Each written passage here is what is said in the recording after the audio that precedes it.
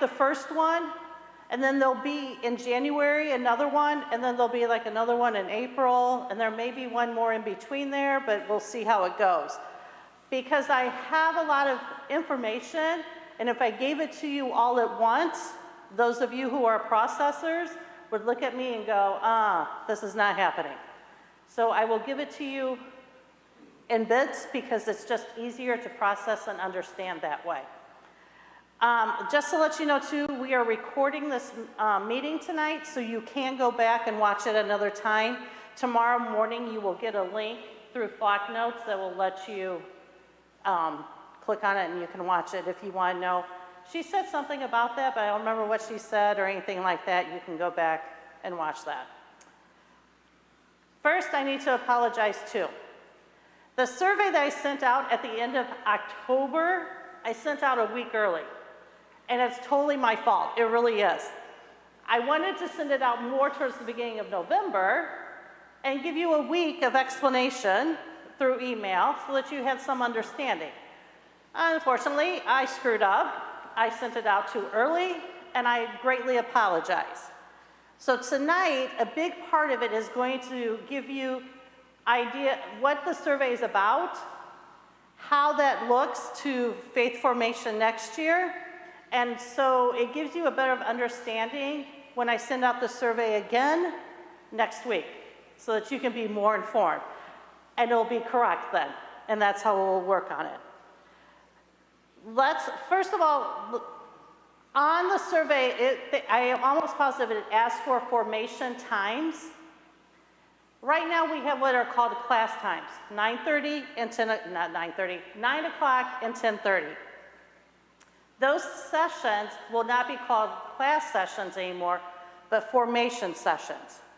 And we call them formation sessions because what we're doing, not only myself and my catechist, but you as parents, we are forming and molding those children, yours, mine, and we're making them to be the best human being we possibly can. So that's part of the formation of it, to give them as much information to help them grow in their faith, but not only that, but to help you to be a good educator for your child, because you are the first educator of your children, whether you think you are or not, you really are. So you can do this. So here's the first question that was asked on the survey. How many times do you want to meet per month for family faith formation? Once a month or twice a month? Here's what that understanding is. Once a month, you would come one time at your formation session time, and you would be here for 2 hours, and you would be done until the following month. That's what once a month meant. Twice a month is simply this. You would be here 2 times at the same formation time, and then you would be here for a total of 4 hours, 2 hours each time, and then you're done. So the survey question is asking, how many times do you want to meet a month? Totally, that's up to you as a group. You guys can meet once a month, or you can meet twice a month. That's as simple as it is. Don't panic. I have information about what happens in between. So it wasn't, before you ask your questions, which I know will be coming, it will be coming. I will give you more explanation. Think of it this way. We currently meet about 5 weeks in a row before you get a break. The month of December is the odd month out. We meet like 5 weeks in a row, you get a week off, then we come back for like another 5 weeks, then you may get a week off, sometimes 2, then we're back again. With family faith formation, you would meet once a month or twice a month. That's it. Think about your schedules. Think how much easier it will be to schedule around the football games, the basketball games, the ice hockey, family vacations, all of that, depending if it's once a month or twice a month. It frees up a lot of time. And so that's what we're working on and how they're doing that. Some of your questions may be, how's my child going to receive the sacraments? Hold on. What am I going to do in the rest of the time? hold on, I got more things for that too. And so here's how it's going to work. On the survey also, I have these other questions. What's the other session time you want to meet? And several people were confused by that. And so I started explaining we already have 2 session times. We have a 9 and a 10:30. The reason we have 2 session times, point blank, is space. We don't have the space. And in order to fit the number of people in here that need to fit, you gotta have 2 times. The reality is each classroom can only hold about 25 students. I have 262 registered this year. So that's why they're split between the 2 times. Before COVID, there were 400 students that were in here between 2 times. During Mass, lots of cars. Let's think about that. So the session times, one of them will be Sunday from 4 to 6 p.m. That's the one Father had requested, and that's the time I'm going to give him. Father asked me this year even to move our class times off of Mass when Mass was. I said, I can't do that in 6 weeks. That's why I literally told him. Next year, our formation sessions will not be during Mass. This gives you a great opportunity. It gives you the opportunity to come to Mass as a family and then still be able to do those things on Sunday that you need to do or want to do, except for once or twice a month, depending on you. So one session time is definitely 4 to 6 p.m. on Sundays. The second session time, once again, is a survey question. I don't have kids that are in the school district. I don't have kids that live at home. So I don't know what your schedules are like. I have an idea because I've been there, but I don't want to pick for you. I don't even want to guess. And so here's this question. Do you want your second session on Monday, Tuesday, or Wednesday from 6 to 8, or Sunday afternoon from 1 to 3? What that means is when you go to register, depending on the survey, you'll have Sunday from 4 to 6, and then whatever this other session time is. Trust me, you will know what that other session time is way before registration, because I will let you all know the results of the survey. So like now, you guys, when you registered, you picked either 9 or 10:30. Next year when you register, you will either pick a day in that time, or it's a different day in that time. Does that make sense? So it'll either be Sunday from 4 to 6. Let me give you an example. So the registration form could say this: Sunday from 4 to 6, or Wednesday from 6 to 8. For an example, you select your time when you want to come, and that's when you come. Just like now, you know you come to 9 o'clock or 10:30. So your time would be either the Sunday or the second date that's selected through the survey. Okay. Making sure I've covered all of that. Any questions? Yes? There will be limited time on each session. That's a great question. The question is, will there be limited time? Yes, because I can only fit 25 students still per classroom. I don't have any more room. I don't have the space, point blank. And you'll understand that when we get to the next session why we don't have the space, but hold on. Any other questions? I'm taking them all. Nice and loud. Will it always be like if it's one session, like the third Sunday or the first Sunday? I'm looking at the calendar and I'm trying to do that. So the question out there is, I'm sorry, I keep forgetting we're being recorded, so I have to repeat the question. The question is, will it always be like the first Sunday or always like the third Sunday? I'm working on it. That is one of the logistical nightmares that you have to work around, because You gotta figure out when Easter is.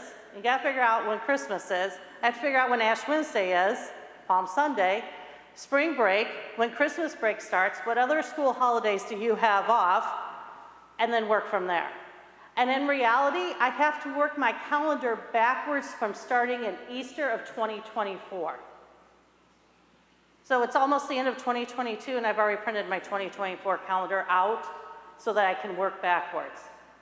Because that's where a big chunk of time is taken off, is around Easter. So I'm trying to work that out. I'm working on it. That's the best answer I can give you right now, but you will know beforehand. So hopefully, we'll work it out. I gotta throw Thanksgiving in there too. Like if I had the third Wednesday, that doesn't work because of Thanksgiving. So it's just kind of work it out. I can tell you this, there's about 3 to 4 weeks between, if we did it once a month, there's like 3 to 4 weeks between sessions. Does that make sense? Just because of the way it could work out. There may be a month where there's like 2. So go ahead. So the different grade levels are supposed to live in separate classrooms? They're not necessarily merging or anything? Correct. So here's the other question. Are the grade levels staying the same? Yes. So if you have a first grader, they'll be in first grade. If you have a 7th grader, they'll be in 7th grade. If you have a kindergartner, they can come. I have room. I have room because we don't have mass for the times that are selected, and we have the family rooms open. And so I have room for kindergartner. That's how that works. So see, so space opens up when we move off of mass time, space opens up for a little bit for us. So that's how that looks. Yes, ma'am? So knowing the classes are limited in space, are you taking registration like first come, first serve? Like if the Sunday really works for you with sports schedules and such, and I get placed in Wednesday and Sunday's full, how will you work out those scenarios? It will be, the registration will be like it is now, first come, first serve, and that's how we're working on it. I will tell you this though, depending on what registration looks like, I may have to treat it family by family. I will have more information on registration at another meeting. But that will be, yeah, because there's we're working on changes with that too, because I got to change some other things with that too. So, yeah, but that's probably will still be first come, first serve on the registration. Is this going on throughout the entire diocese or just our area? It is across the nation. So the question is it throughout the diocese or just in here in our parish? Family Faith Formation has been around for 10 years and it's across the nation. We are one of the few parishes that still offer, currently this year, the traditional RE program. And so what we're moving to next year, I think, don't quote me, there may be only 2 parishes in the Aurora Deanery that will have like what you would consider a traditional RE program. Beyond that, I don't even know. So, yeah. Yeah. Any other questions? Yep, go ahead. Is there any difference as far as expectations of when parents will or won't attend? Is that going to be different? Yes, and that will come next. So please hold. The question is there any expectation between when the parents will come or not come? Hold on, that's coming in the next section, in the next little chapter, paragraph. I know some people are processors, so I understand if there's not questions, and I'm going to give you a lot. All right, ready to move on? Okay, those are good questions. Just to give you enough background, I've been planning this for 2 years. I planned Family Faith Formation for another parish and left that parish to come here, and as soon as I came here, I took all those plans with me and brought them here and have worked them into here. But there is still a lot of unknowns, and you still may come up with questions that I haven't even thought of, so I am more than happy to take any of the questions. So I don't worry about that. Okay, 2-hour session. So I'm asking you to either come once a month or twice a month, depending on the survey, to a family faith formation session. And so what does that look like? This is what it's going to look like. Your family, entire family, from the littles to the bigs. I don't care if you have toddlers at home. I don't care if you have Teenagers at home, I don't care if you have a loved one that's a senior citizen at home, bring them. Here's why. The toddlers will be fine. And if you have to get up and leave, our narthex is totally open and you can still see what's going on out in the narthex. Your teenagers, they can volunteer because I'll have enough stuff for them to do, trust me. And your grandparent or aunt or uncle that may live with you, bring them along because you may need them to help do lessons at home. So bring them along. That's the great part about family faith formation. It is for the whole family. So here's how it starts. Your whole family comes. We start here in church. A space opened up because we moved off of Mass time. I have a place now to put at least 100 people or more. Here we go. For the first 15 or 20 minutes, we're in here together. Your kids, you, all your loved ones. And we'll have opening. You'll hear about the topic for the day, for the month, opening prayer. There may be some sort of discussion or activity that you'll do as a family. After about 15, 20 minutes, the children will be dismissed to their classrooms. Where their classrooms currently, same areas. That's all the classrooms I have available. So they'll either be up here on this floor or downstairs in the basement. I'm hoping to have high school volunteers to take them to appropriate classes, along with catechists. But they will go to their classroom, you stay here. Here's what we're going to do.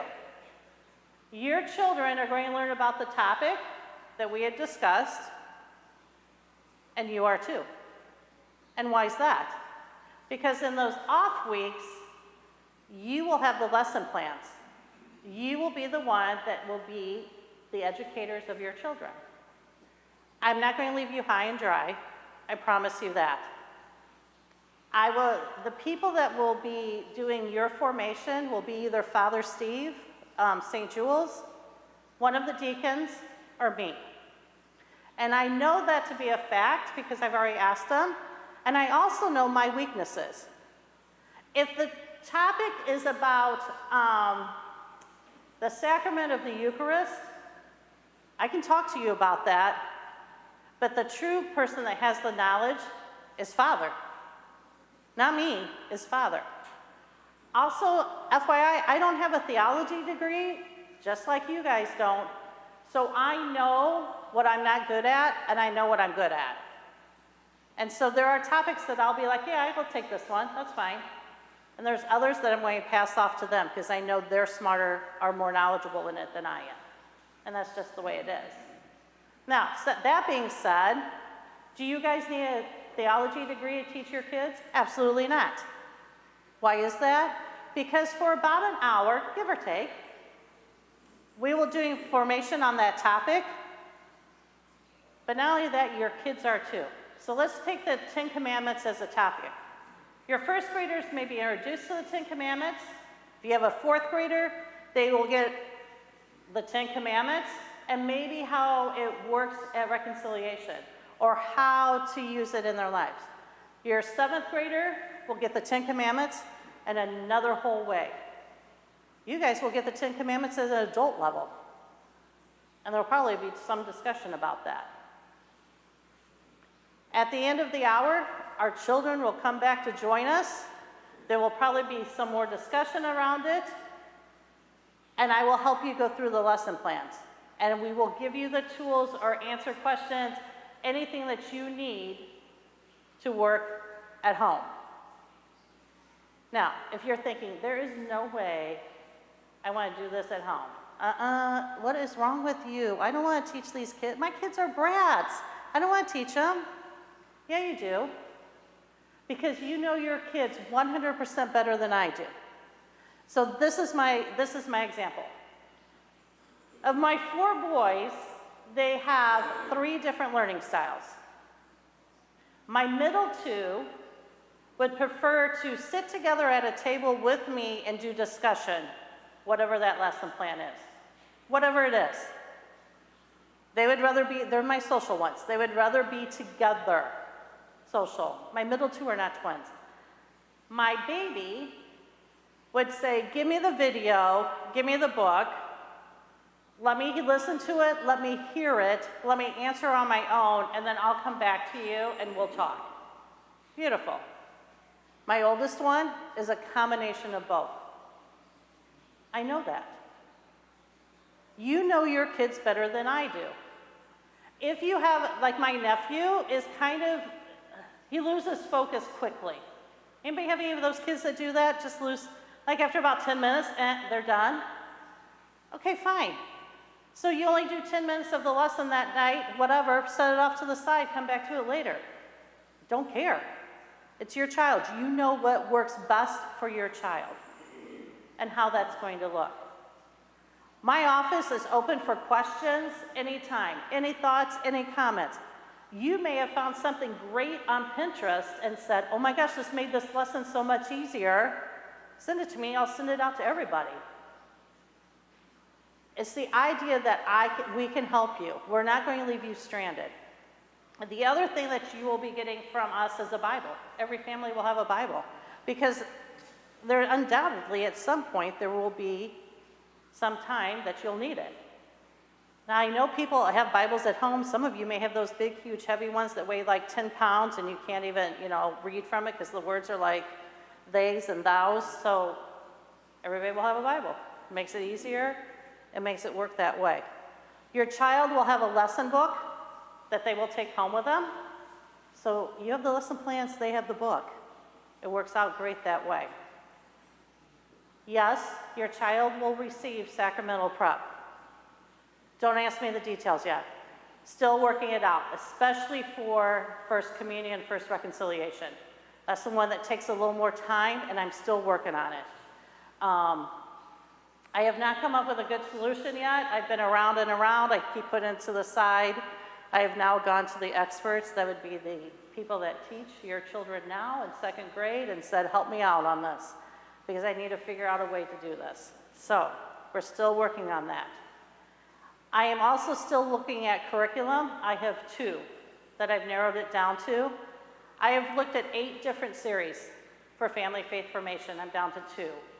And the reason I'm looking still at these 2 is for content, ease of use, digital content, and how easy is it to access not only here but at home, and something else. Oh, and that's it.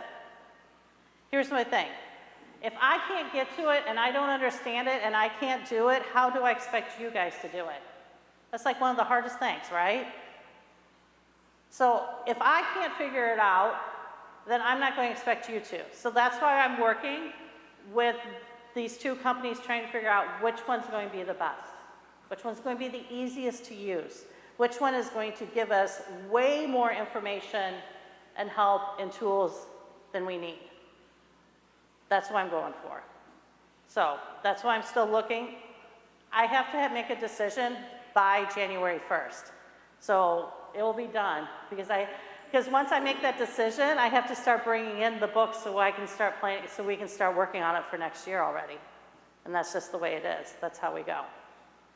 You guys can do this. You are the best parents that these children can have. God gave them to you, so they're yours. You know them. You know what will work. You guys can do this. You really can. All right. Any questions about family sessions or teaching at home or anything like that? That's a lot to process, I know.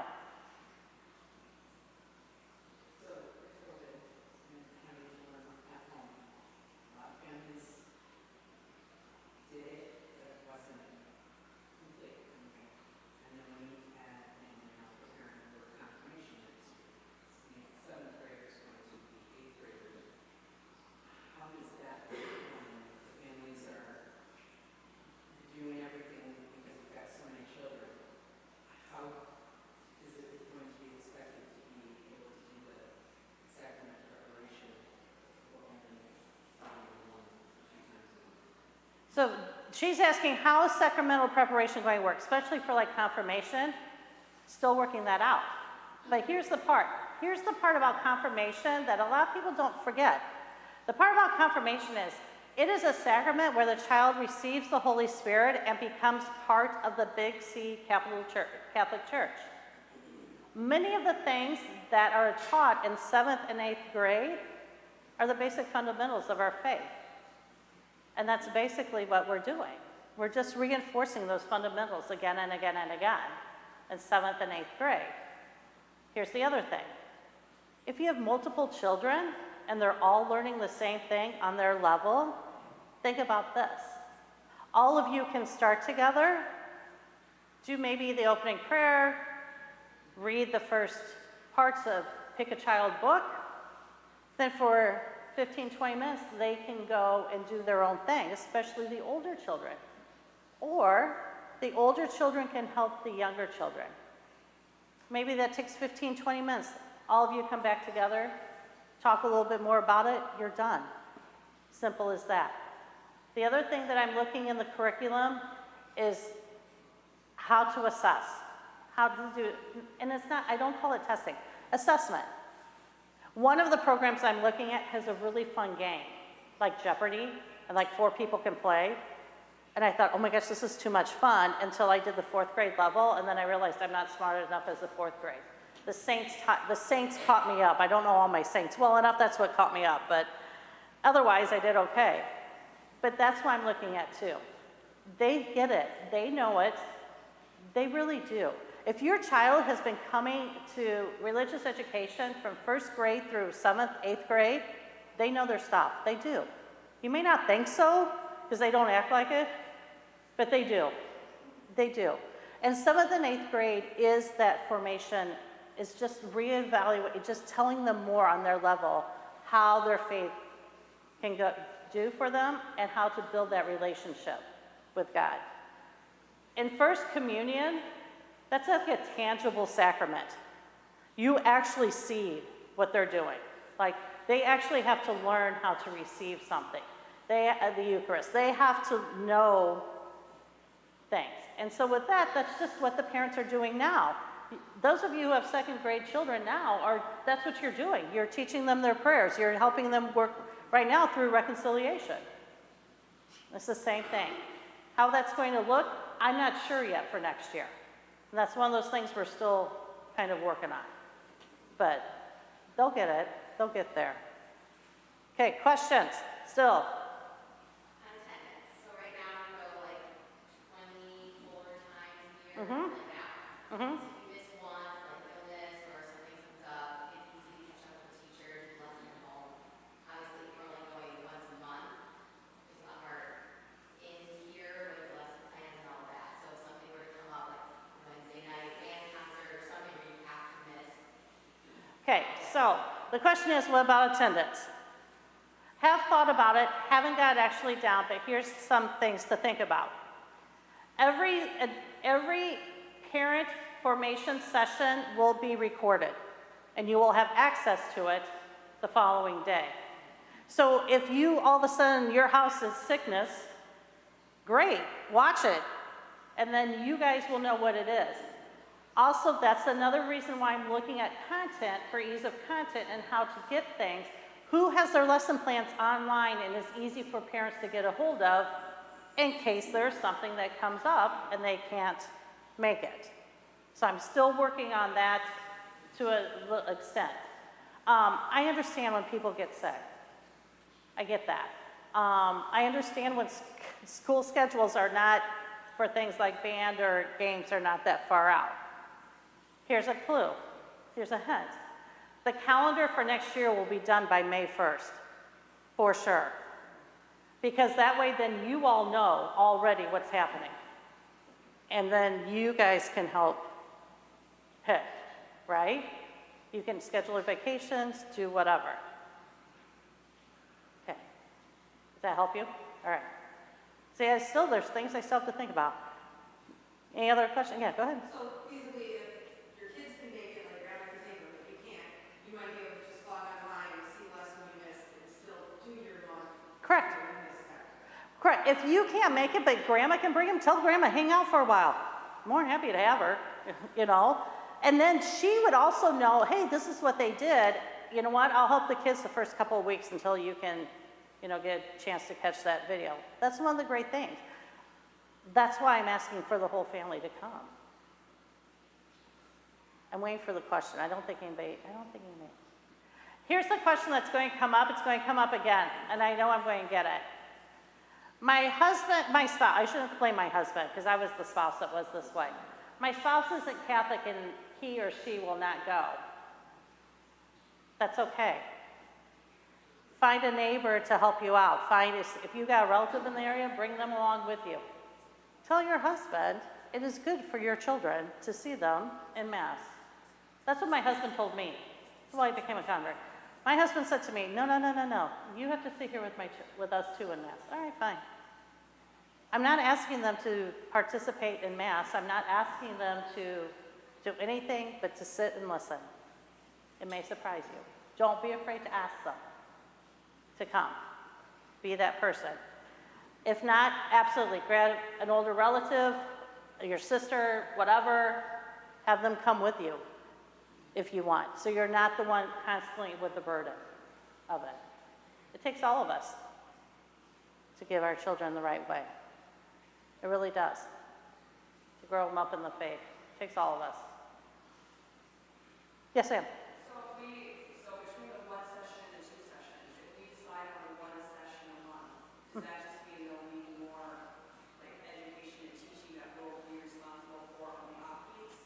Correct. Okay, so the question is, if we decide on once a month and we only have one session, is there more on the off weeks? The answer is yes, there will be. But you got it. You can do this. And we'll give you everything that we possibly can to help you do this. And like I said, I don't care when you do the lessons. I don't care if it's at midnight on Friday or at 7 a.m. on Saturday morning. I don't care if you're doing them in the car as you're driving an hour to somewhere. Do you see what I'm saying? Fit it into your schedule, which is what you're going to have to figure, which is the part that you have to figure out. I can't figure that out for you. And 1 week you may, a couple of the curriculum had said, schedule the same time every week. Well, when my 4 boys were at home, my week-to-week schedule never looked the same, right? So you're going to have to figure out what works best for you. I mean, my schedule now doesn't look the same, and it's only my husband and I, so that's how that works. Any other questions? We're almost done. Those were the big things. So here's the deal. I know there's a lot of thought that I've given you a lot of information, you have a lot of thought that has to go through this. Please, email me, call me with any questions or thoughts or concerns. I know I have given you a lot to think about, and I know that. And that's why I'm breaking that down. Your question about attendance, hopefully with family faith formation, there's a decrease in people that miss on Sundays. I have one catechist that says I still haven't had everybody here on a Sunday yet. She has 13 kids. She still doesn't have all 13 have never been there in one time. Here's the deal. I'm giving you the calendar of May 1st. I know you guys don't even know practice schedules for fall sports, but now you do. You know when you meet for family faith formation. Talk to your coach, talk to the instructor, talk to whoever, and tell them, hey, once or twice a month, I'm going to be gone this night because it's important that my kid and I go to family faith formation. Your coach and instructor or whoever should be okay with that. This is why I say this. If they play a sport, they probably practice 3 times a week with games twice a week. We'll give them a minimum of 2 hours for practice every night and game. That's 10 hours a week. Times 4, that's 40 hours. In the grand scheme of things, I'm only asking up to a maximum of 4 a month. Talk to your coaches, talk to your instructors, talk to whoever. Just let them know, hey, this is the commitment we've made. This is where we're going to be. I'm hoping that your coaches, instructors, or whoever are good Christian people, and if not, and they have an issue with it, you have my permission to give them the phone number and my email, and I will talk to them. If you don't think I won't, I've done it in the past. And I've explained it to the coaches this way. By the time your child is 18, they may or may not be playing that sport or even that instrument anymore. By the time they're 24 or 25, they will completely be done with that sport if they've gone through college playing it. If they are one of the 1% in Division I school that gets to go on and play professional sport, bless their hearts, good job, way to go, God, thank you for giving them that talent. But by the time they're 35, they will be done. Then what? Our faith and our relationship with God is a life lesson. It is lifetime. It is one of those things that never should leave us. And so that's why I will push to have you here instead there.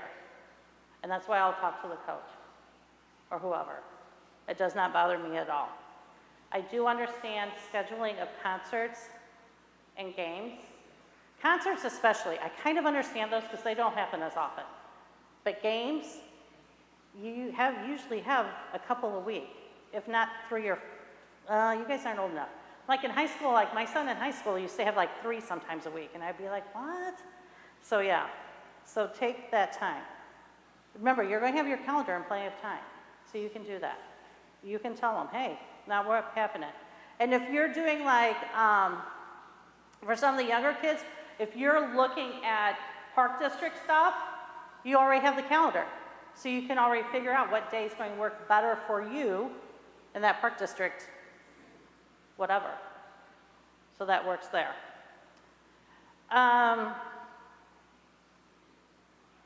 Survey. The survey's going to be sent out again on Monday of next week, like at 2 o'clock. Because I like 2 o'clock, I don't know why. It'll be sent out again. Please fill it out.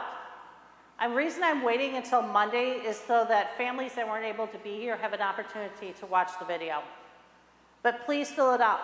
Because otherwise what happens, if I don't get people to fill it out, then I'm picking for you. And you guys don't want that, I already know. So, fill it out. If you know a family that's not here, tell them, watch the video, fill out your survey. You guys have about a week to fill it out. I gave you some time, a little over a week. So, because it's only 2 questions. How many times a month do you want to meet and what time do you want to meet? Basically the 2 questions. So get that and do that as soon as you can. So there's that. I know I cannot make everybody happy. I already know that. I learned that life lesson a long time ago. I will do my best to accommodate as many people as possible. Does that make sense? So the more you vote for, the highest number wins. That's how the survey works. Highest number wins. So that's what we're working on. Coming up in the new year, there will be meetings. There will be one in January, which I'm hoping to talk to you about curriculum. I'm hoping to be able to show you like the curriculum that I picked, like in a PowerPoint presentation, and what it can do for you.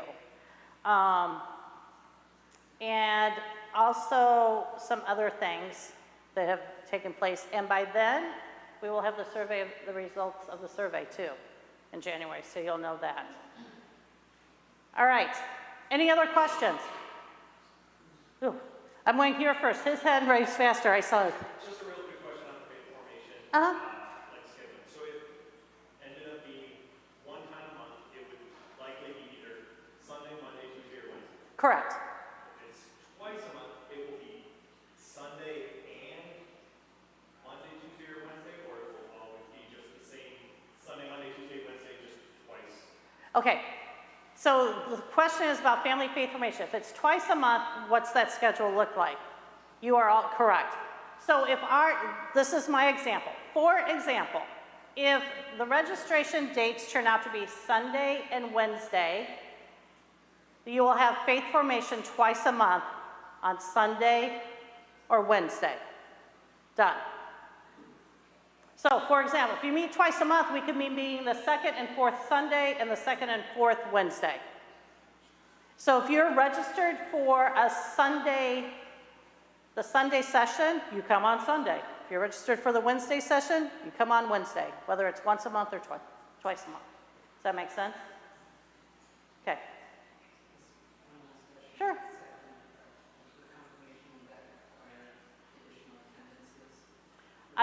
Okay, well, for confirmational prep or sacramental prep, will that require additional attendances? Don't know yet, still working on it. I don't know what, see, I told you, it's my oddball one. It is, that's my hard one, so. I probably have like a quarter of a notebook filled out with notes for sacramental prep. What other churches do, what could it look like, so we're getting there. I just have to figure it out more.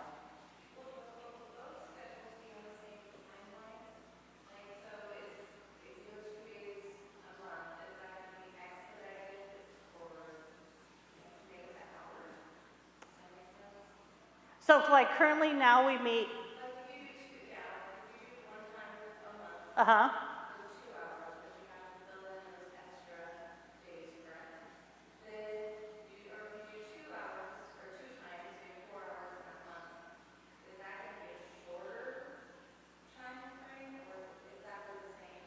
So, okay, so the question is, I think this is the question. How long would we go? Is that basically it? One could be faster, one could be shorter. Okay, we will still go from September through April, no matter how this looks. Okay? I still have to figure out, this is the other thing I have to figure out on my calendar. When are we going to do First Communion? It's the only one I have control over. Confirmation, Bishop has control over, so I have no idea when I'm going to be scheduled for 2024. But we will go from September through April, for sure. Yes, ma'am.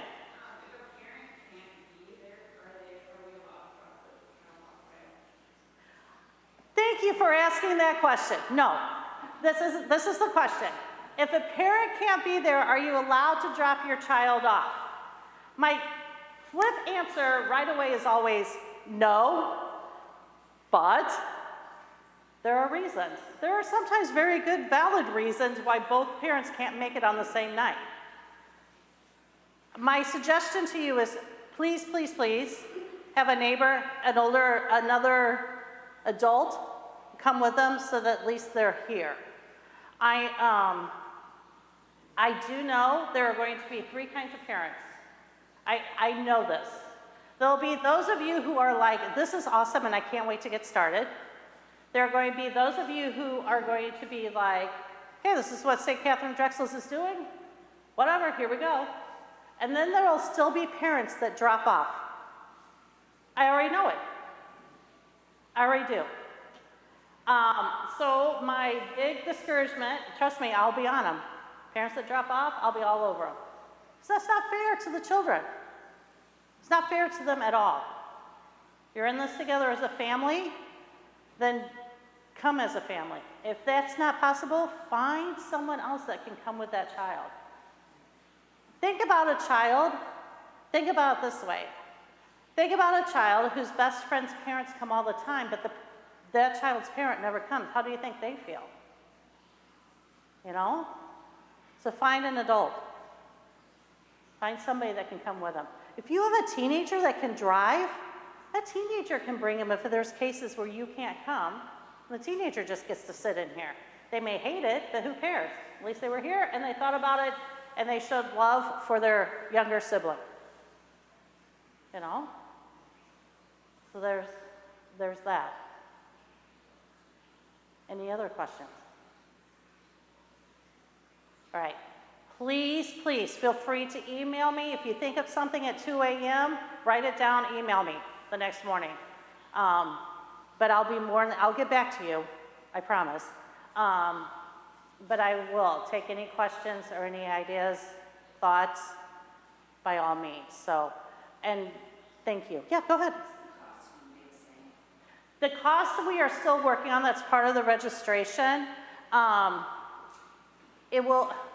The registration fees, I haven't decided what I'm doing with those yet. That sounds really bad, right? Will stay basically around the same, but like any place else, our costs are rising here too, and we still have to heat and turn on the lights or the air conditioning when we have session. And I'm trying to get away from the sacramental prep fee, but I got to figure out how to replace that somehow. So this is not telling anything out of secret. Do you guys know what your fees go for? So your fee, your tuition that you pay goes for these things basically.